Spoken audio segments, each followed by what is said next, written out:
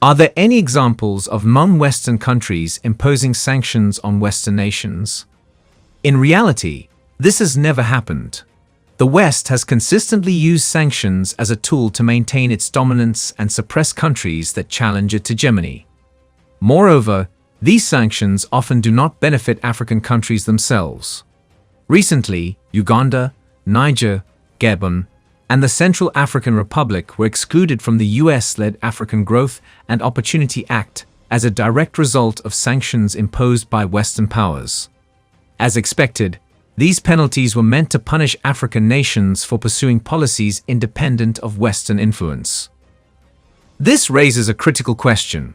Why don't African countries impose sanctions on Western nations? Africa has 54 countries, compared to 52 Western countries including the US, Canada, and Europe. What if all African countries united and imposed stringent sanctions against the West? For example, after Uganda passed an anti-LGBTQ law, the US responded in June with sanctions, including visa restrictions on Ugandan officials. Simultaneously, the European Union banned travel for the military junta responsible for the coup in Niger. This pattern of punitive actions by the West, especially by the US and European countries, is a repeated tactic to pressure African governments. The West tends to unite in imposing sanctions on any country whose policies they oppose, offering the targeted nation a harsh choice: reverse course or suffer consequences. Sanctions are less about legality in international relations and more about coercion or blackmail. The international community generally does not oppose these actions because Western nations dominate global institutions. Despite allegations of human rights abuses committed by Western countries in Africa and elsewhere, no African government or organization has ever retaliated by sanctioning a Western country. Some argue this is due to African countries' relative weakness, while others believe it's time for African nations to reconsider this passive stance given the risks involved in imposing sanctions on the West.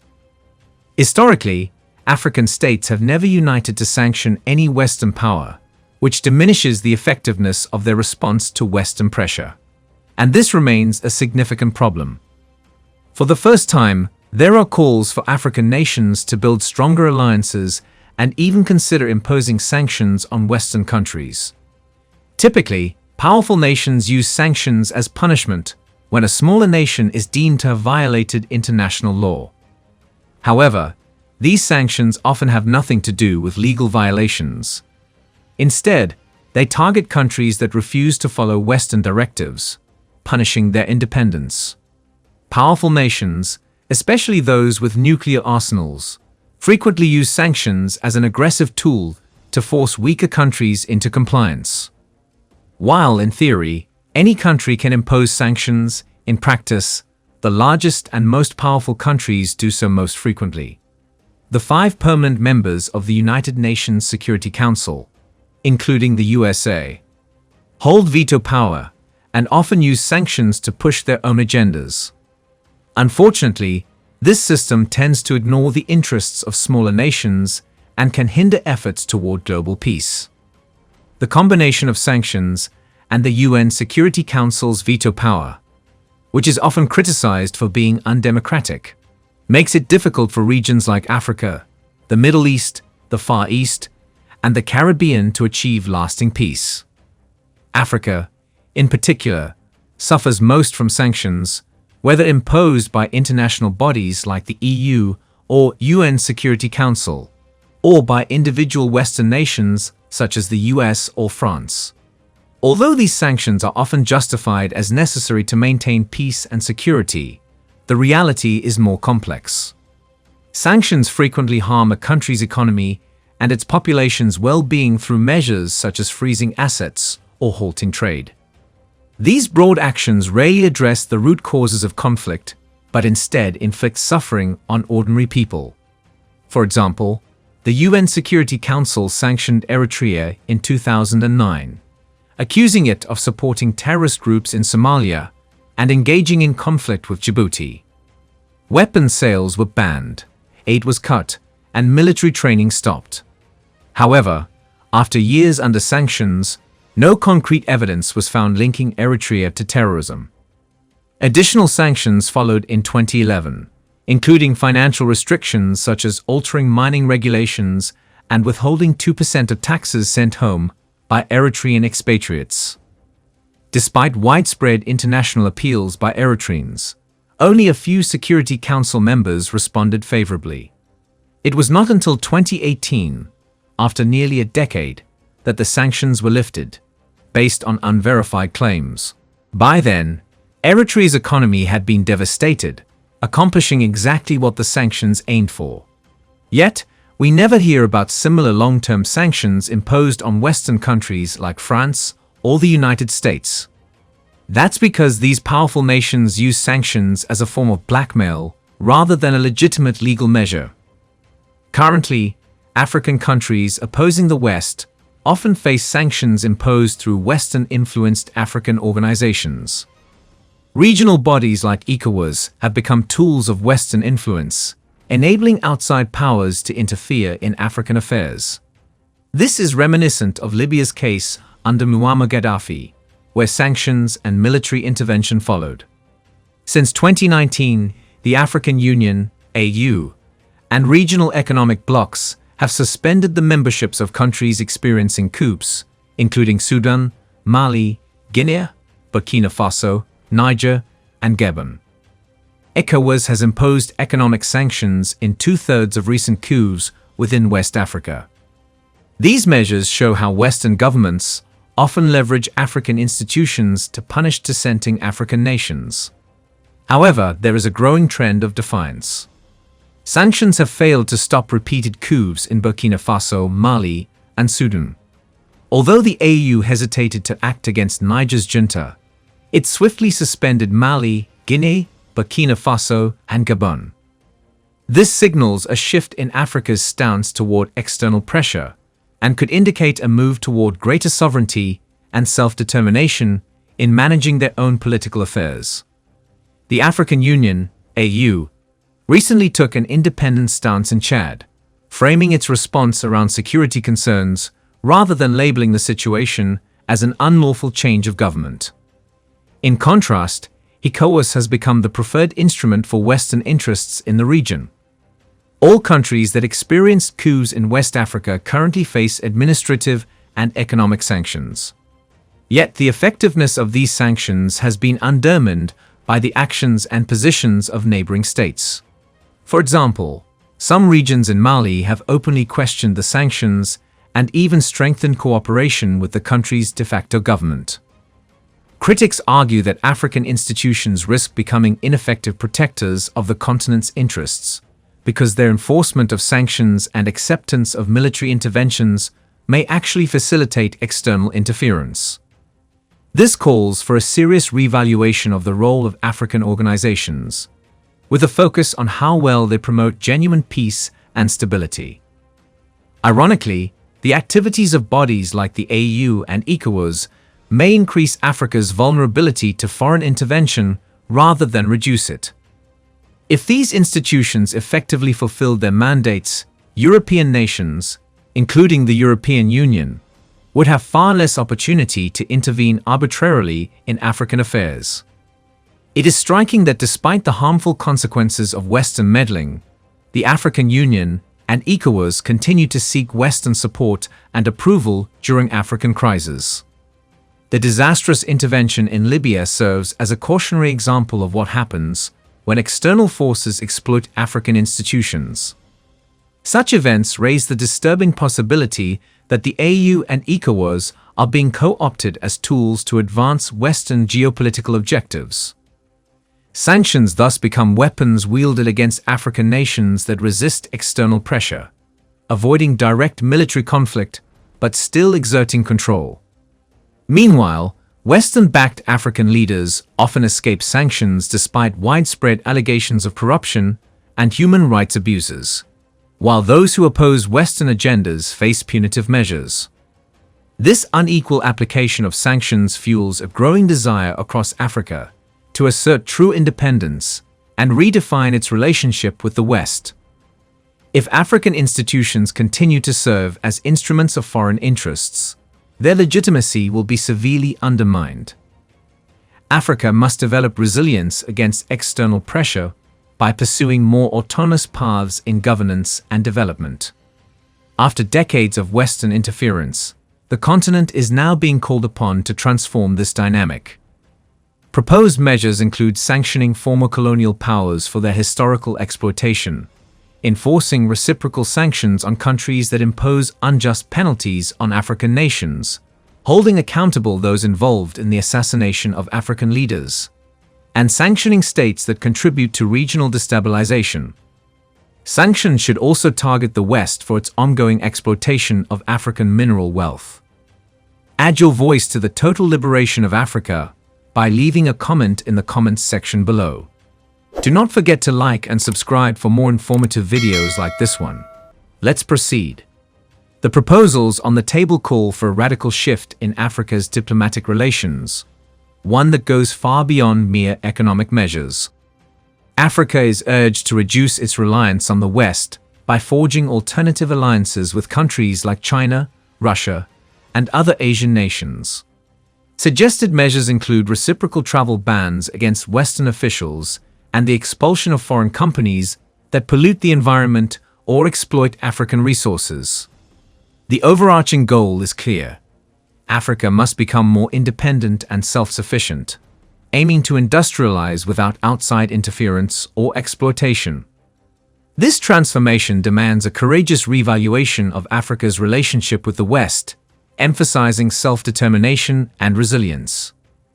In line with changing the continent's security dynamics, there is also a call to dismantle Western military installations, particularly those used by the US and France for surveillance across Africa. Interestingly, the Western sanctions imposed on Africa have produced some unintended consequences.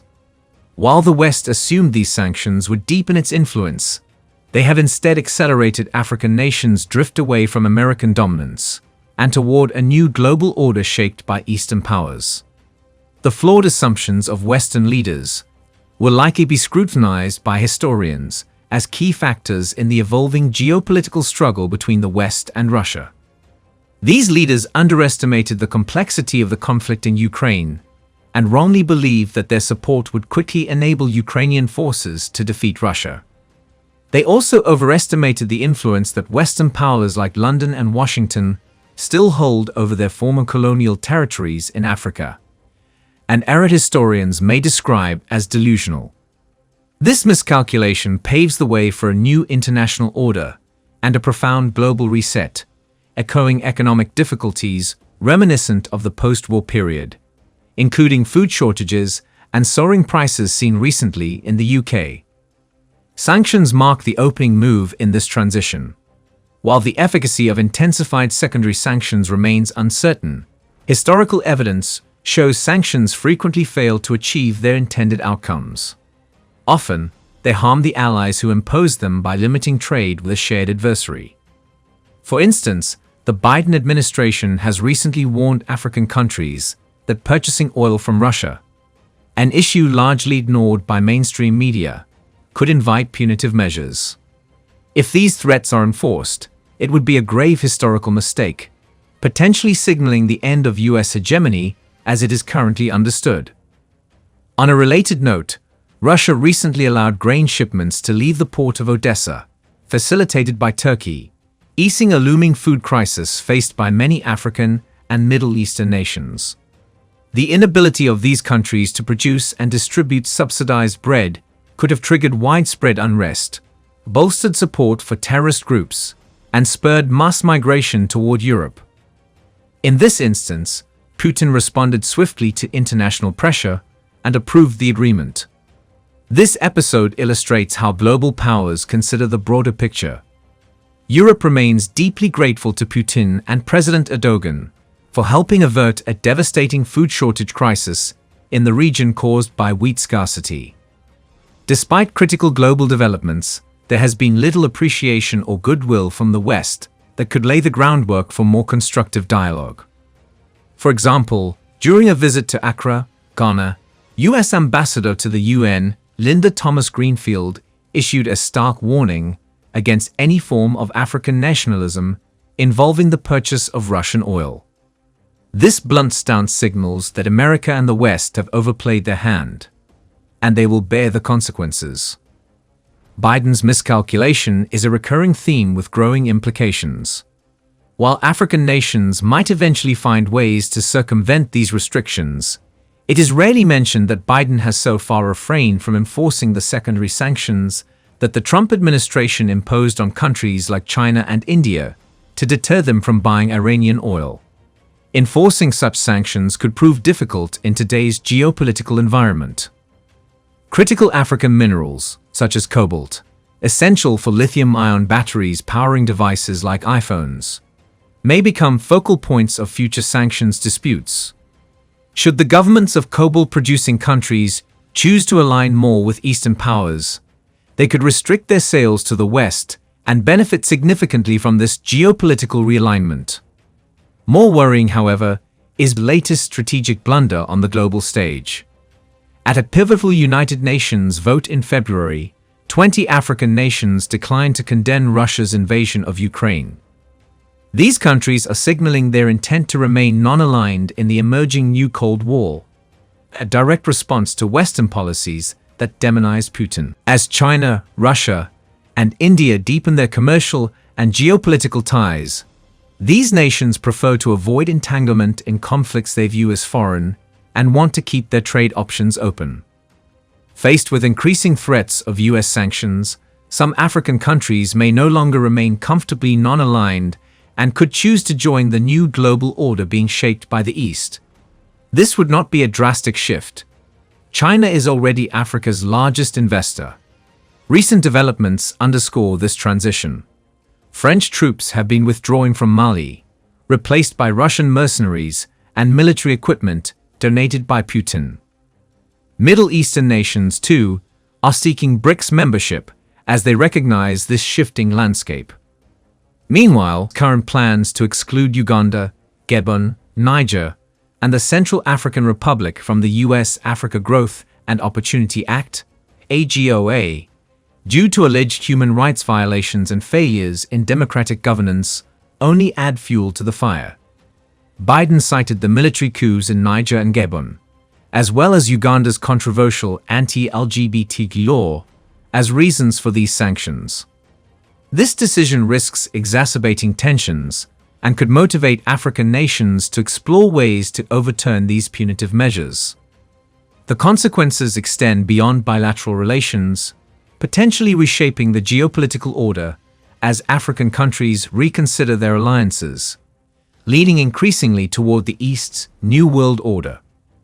In this new Cold War scenario, where non-aligned nations seek to maintain open trade and reject taking sides, punitive policies may inadvertently bolster the East's growing influence. As China, Russia, and India strengthen their trade and security partnerships, the West risks losing ground in Africa. At this critical juncture, African countries should consider uniting to impose their own sanctions on Western powers in retaliation.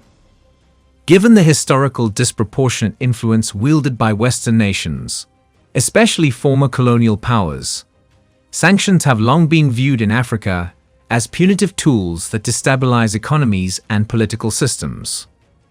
African countries can assert their independence, create a more balanced global playing field, and push back against unfair treatment from Western nations by implementing reciprocal sanctions.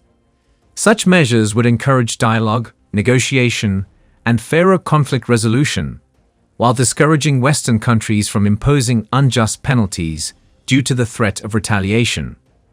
Advocates emphasize the importance of African unity in enforcing sanctions, arguing that a collective stance would enhance the continent's ability to defend its interests internationally.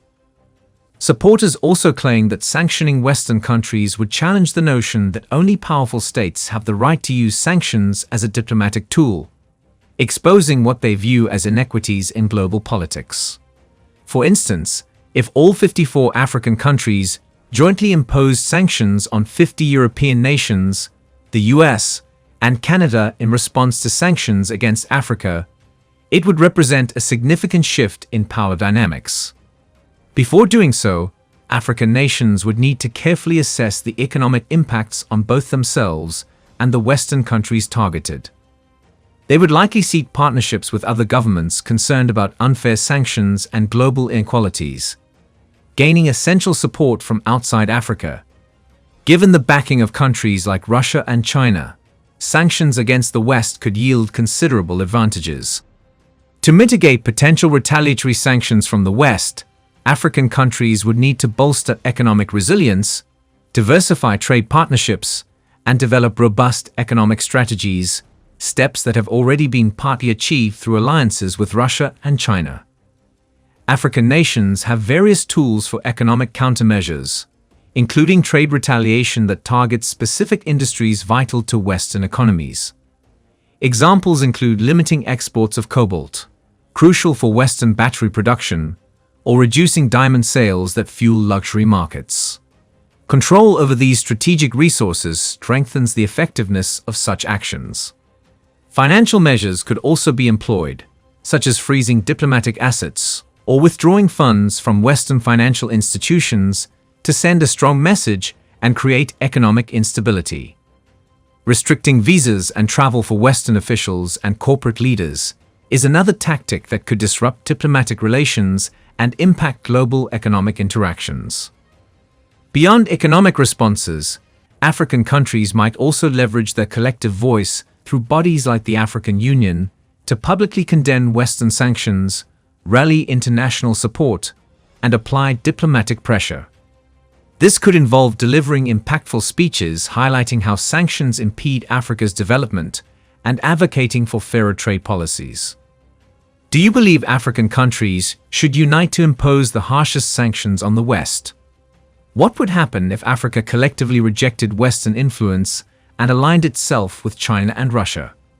And importantly, do you think African nations are united enough to take such a stand against the West?